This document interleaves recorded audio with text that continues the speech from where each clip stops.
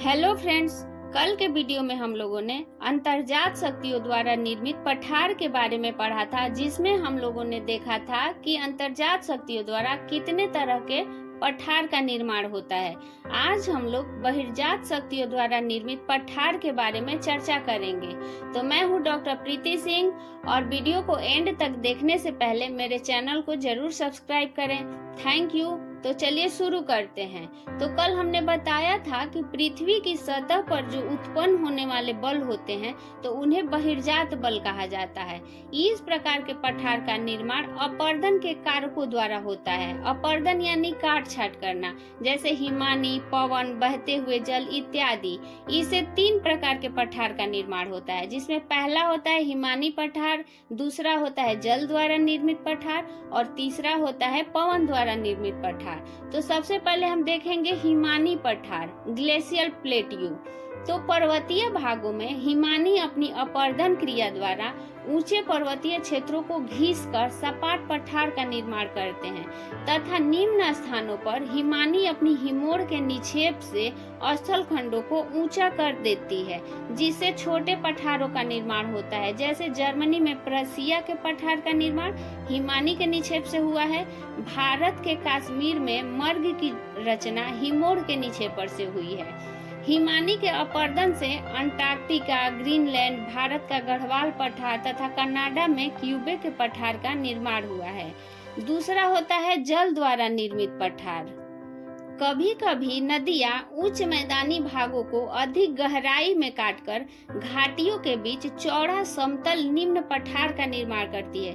तो कभी नदियों द्वारा अपर्दित या निक्षेपित क्षेत्र भू संचलन के कारण ऊपर उठकर पठार का रूप ले लेती हैं।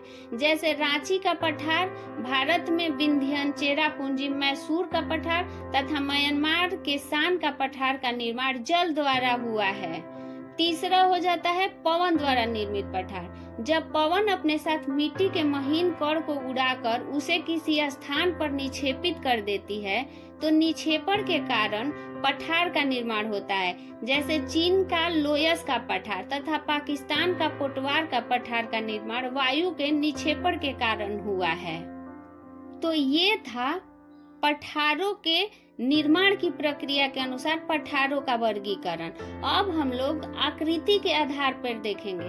आकृति के आधार पर पठारों को 5 भागों में बांटा गया है। जैसे कि गुंबदाकार पठार, छोटा नागपुर का पठार जो है वो गुंबदाकार पठार है। दूसरा हो जाता है विच्छेदित पठार, जैसे हमारा प्रायद्वीपीय भारत का जो पठार है वो विच्छेदित पठार है। तीसरा है सीढ़ी नुमा पठार, जिसमें विंध्य एवं कैमूर का पठार आ जाता है। चौथा है सपाट पठार, जिसमें तिब्बत का पठार आता है। और 5वां है पुनर्युवित पठार, जिसमें रांची का पाट पठार और यूएसए का मिसौरी पठार आ जाता है।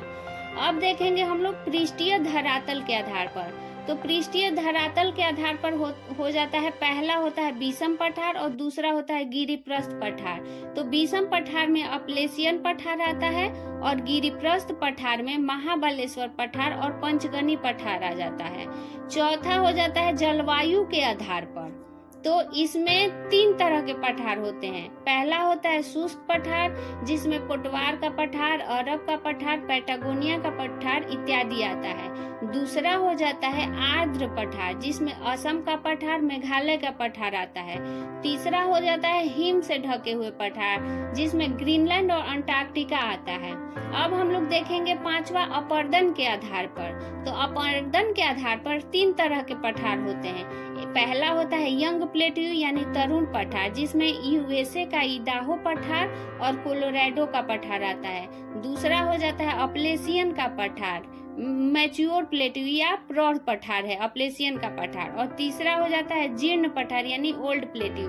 मेसा का पाया जाना जीर्ण पठार का लक्षण होता है। जैसे रांची का पठार, रांची के पठार में मेसा पाया जाता है, इसलिए ये ओल्ड प्लेट्यू है।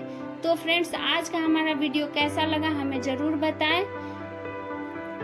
Thank you. Have a nice day.